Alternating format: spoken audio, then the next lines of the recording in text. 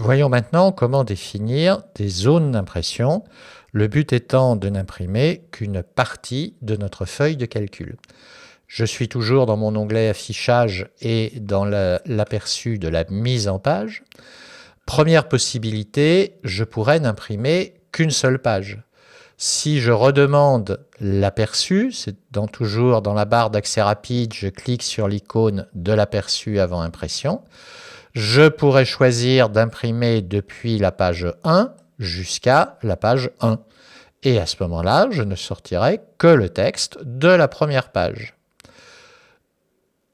Je reviens tout à fait en haut à gauche, sur la grosse flèche, sur ma feuille de calcul normale. Toujours dans un affichage mise en page. Solution numéro 2, je peux, avec ma souris, sélectionner un certain nombre de cellules, une plage de cellules. Je retourne dans l'aperçu avant impression, et là, je pourrais, dans les paramètres, c'est la première liste d'options, demander à imprimer uniquement la sélection. Et je ne verrai à l'impression que la plage de cellules que j'ai définie avec ma souris. Revenons à nouveau sur ma feuille de calcul. Autre solution, je peux définir une zone d'impression. Je sélectionne la zone qui m'intéresse, un peu comme précédemment.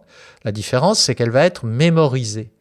Je me rends dans l'onglet « Mise en page » et là, je prends l'option « Zone d'impression » et je choisis de la définir. Donc cette zone sera désormais mémorisée. Chaque fois que j'imprimerai, je n'aurai que ces cellules, même si la sélection vient à changer.